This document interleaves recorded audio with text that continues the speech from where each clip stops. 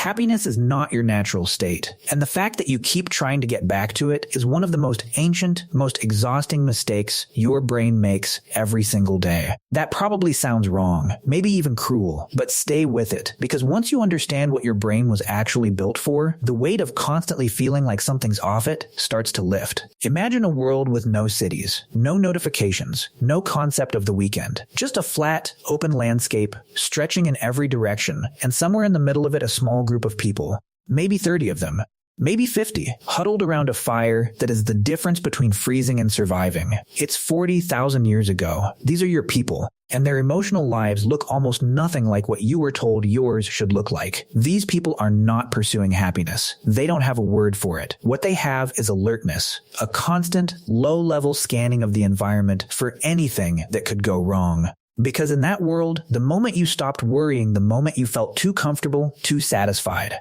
too settled, that's when the predator got you. That's when the rival tribe crossed the hill. That's when you missed the warning signs in the sky before the storm arrived. Happiness, for them, was a moment, a flash, a successful hunt, a child born healthy, a fire that held through the night. It wasn't a destination. It wasn't something they worked toward every morning. It was a brief signal, the brain's way of saying that worked, do it again, and then it was gone. That signal has a name. Psychologists call it the hedonic treadmill.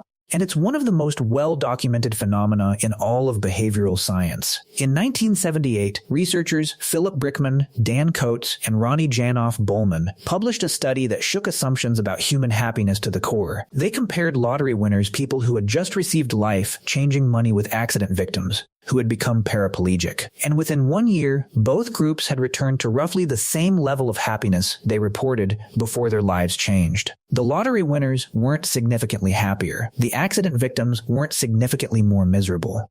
The brain somehow recalibrated. It always recalibrates, because the brain wasn't built to stay anywhere. It was built to move. Here's what nobody tells you.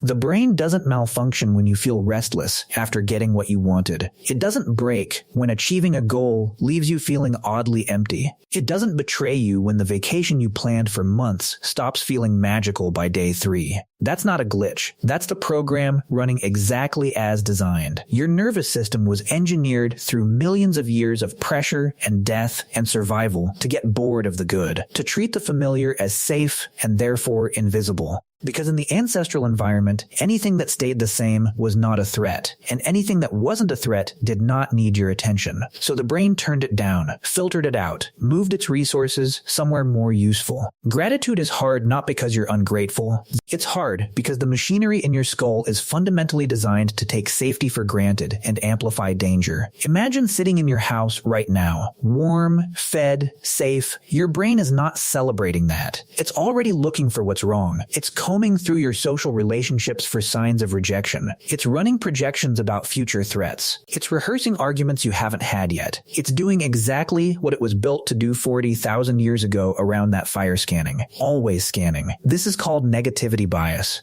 and it shows up everywhere. Research by Roy Baumeister at Florida State found that negative events impact psychological well-being roughly twice as strongly as positive ones of the same magnitude. A harsh criticism lands harder than a compliment of equal weight lifts you. One bad day can outweigh several good ones. Not because you're weak, because the brain always placed more survival value on avoiding the bad than on enjoying the good. The person who ignored the rustle in the grass didn't pass on their genes. The person who panicked even when it turned out to be nothing survived. So you are the descendants of the over-anxious, the over-watchful, the ones who felt vaguely unsettled even on good days. Your brain is their brain.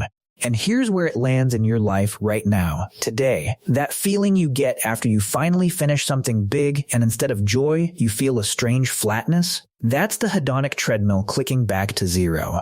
That restlessness you feel on a Sunday afternoon when there's nothing actually wrong, your threat detection system looking for work. The way you can scroll through an evening that contained nothing truly bad and still feel like something was missing, that's 50,000 years of negativity bias looking for a crisis that isn't coming. You were not built to be content. You were built to be alive. And in the ancestral world, those were the same thing. But in this world of central heating and grocery stores and notifications happiness and safety, they're not the same thing anymore. And the gap between them is where most modern anxiety lives. This doesn't mean you're broken. It means you're carrying old hardware in a new world. The software was written for a problem that no longer exists in the same form, and so it fires anyway, constantly, looking for threats, turning down the signal of the good, amplifying the signal of the bad.